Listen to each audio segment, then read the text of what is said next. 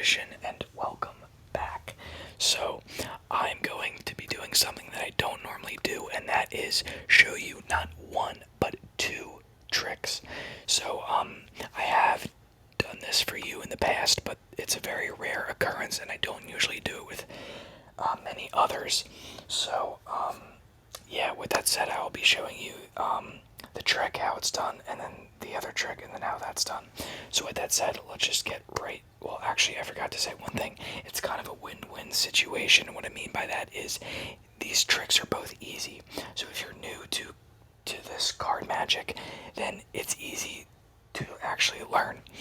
But maybe if you're more intermediate to advanced, you're saying, oh well, it's probably sucks.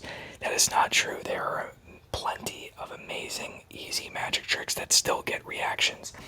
These tricks are easy, but they get reactions, and they are good tricks. If I have to pull a trick from the top of my head, if somebody says do a magic trick, I will usually do one of these two because they are so simple, and they require a super quick setup. It's not like a whole. And if you're not really good at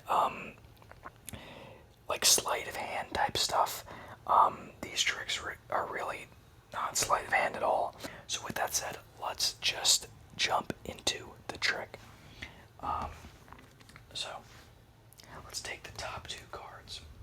They are the black 6 and the black 9, the black 6 and the black 9, the black 6 and the black 9. So we're going to lose them somewhere in the middle of the deck. That works. I'm not holding any breaks or anything. But the weird thing is when I snap and throw the deck, there's only two cards that remain in my hand. And those are the black 6 and the black 9. So, let me find the 6 and the 9 real quick, and I will show you how this trick is done because it is so simple. So, the cards that I get, you might have noticed. So, okay, here is a warning. Obviously, every trick has a risk to it. I mean, I guess there are a few that just work, but there's always that slight risk of somebody knowing what is happening.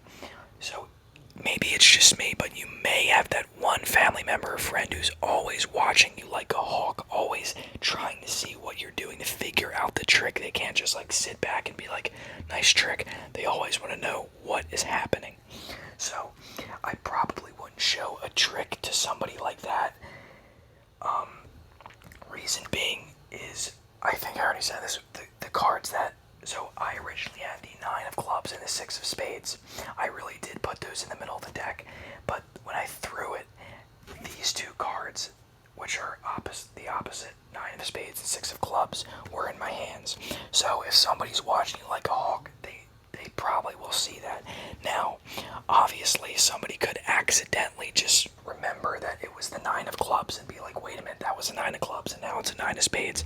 So again, I know there's always a risk, but just be aware that somebody could obviously say, I remember that being a 9 of clubs, but a majority of the time this does work. I don't think I've ever really like screwed up on this trick or had anybody like say that was a 9, that was a 6 of spades, that was a 9 of clubs. No one's ever said that yet.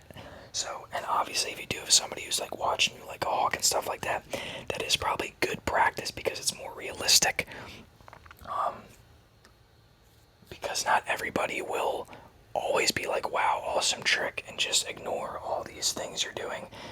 So it is good to have somebody who kind of shows you what tricks to do and not to do, because if they're just going to be like a nice guy and ignore all these obvious like things you're doing, then you'll end up showing like all your friends and they'll be like, I totally just saw that. So realistically, it is a good thing, but also I'm saying I would not show this trick to somebody who is always trying to figure out what you're doing, because it could be a little obvious to them. You never know. But anyway, that's with every trick. It may not always go your way. Regardless, let's get into how this trick was done. So I'm just going to try to not throw you off here. I'm just going to tell you how I set this up. What I do is I put the 9 of spades on the top, then the 6 of spades on the top, then the 9 of clubs on the top, and then the 6 of clubs on the bottom. And then you say we're going to take the top 2 cards. And the reason I do this as opposed to that or something like that, you obviously don't want them to realize it's a 9 of clubs and a 6 of spades. And obviously the 9 and 6 are very close numbers. Not in range, I mean, but they just look literally like extremely similar. And so you're going to say the black 9 and the black 6. Obviously you will not say the 6 of spades and the 9 of clubs, so do this very quickly. So not too fast, just, I feel like at that point somebody might say like slow down, and then they will try to like remember the card, but just like be like the black 9 and the black 6, and I would do that maybe not too many times, and then I drop them like that. Reason for that being you want them to see it as little as they can. So if you're showing them at the black 6 and the black 9 and then drop it like that, that's just more time for them to notice the card and what suit it really is. So I drop them like that and I say, look, I'm going to put them somewhere in the middle of the deck. If you want them to say stop wherever they want or something. And now all I'm left with, those 2 cards really replaced in the middle of the deck. But now we have the 9 of spades on the top and the 6 of clubs on the bottom. So now you should only have the 9 of spades on the top and the 6 of clubs on the bottom. The other 9 and 6 are really in the middle of the deck, so it's just the 9 of spades on top, 6 of clubs on the bottom. And now all you're going to do is put all your fingers on that 6 of clubs and then put your thumb, all except for your thumb, on that 9, and then you're just going to throw the deck and kind of release some pressure. That's it.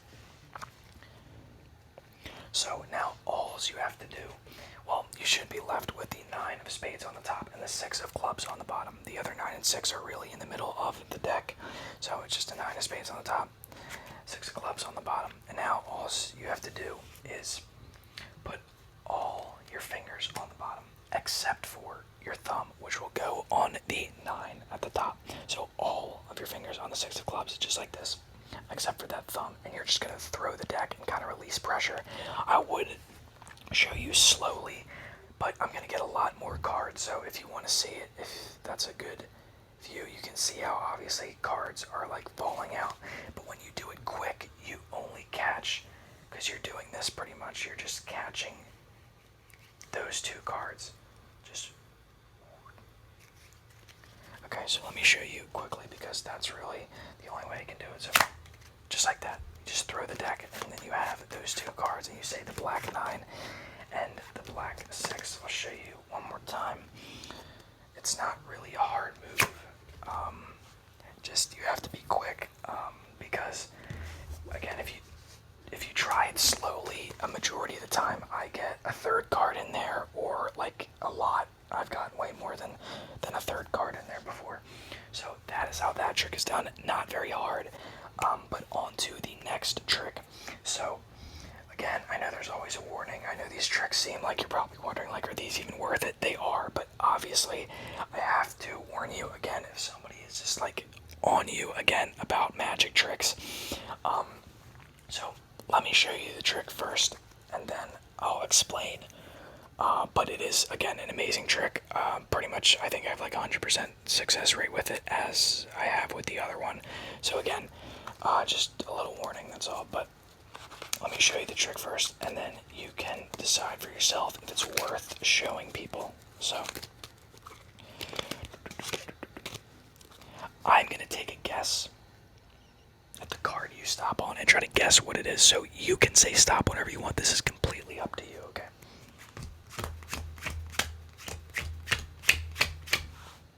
Here. You sure? Oh, okay. There. 100%. Okay. I think that this card is a 7 of... It's red. It's not... It's not a 7. It's an 8. It's red. It's 100% red. 8 of hearts. Just like that. That is that trick. So,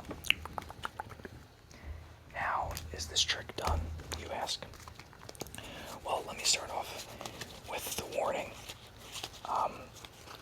Like, the warning is always with somebody, for the most part, who just watches to like screw you up to figure out what that trick is. So the only problem that you can run into with this trick is, let me show you the setup. All I do is take the bottom 4 cards, flip them, look at that bottom card, 2 of spades.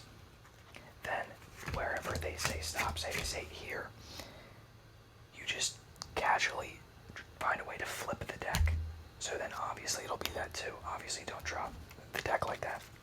But what you could do is a strategy where you kind of make it like all over the place, like that kind of pile, and then as you fix it, you flip it. But I didn't really do that, but I normally do. So just make it like messy, and then just try to make it as subtle as you can. Don't make it an obvious move. Don't do like a cool flip. I mean, I guess that would look cool. I don't know, but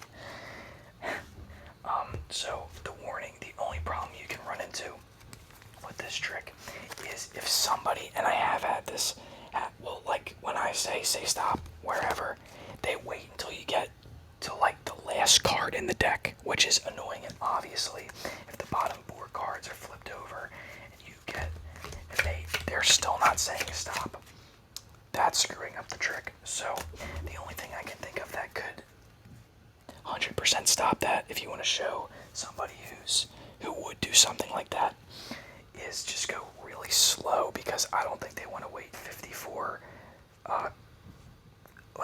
seconds of you just going like, as opposed to just like a few every second, you know. So if that ever happens, I mean, it's really rare, but I have had, like, not during this trick, but I'll just be like, say stop whenever, and they wait till the last card in the deck, which is just really annoying. But that happens. So, and the reason obviously you can't just flip 1 card is because wherever they say stop, say it's here, you flip the deck and you're like, oh, is this the 10? I forgot, but it was the 10 of hearts. But obviously that screws up the trick, so I just flip over 4. I just do that. I didn't even see where the card was, so I can't really predict it, but that was a little more obvious. But then you can predict the card. So again, super easy tricks, and they don't require a huge setup. Yeah, so it shouldn't really take you insanely long to learn these. Hopefully you can learn these fast, because again, they aren't too hard. But let me know if you are into the more intermediate to advanced tricks, or if you like these easy tricks. But yeah, I'm glad I got to show these tricks to you, and I'm glad you stopped by once again. So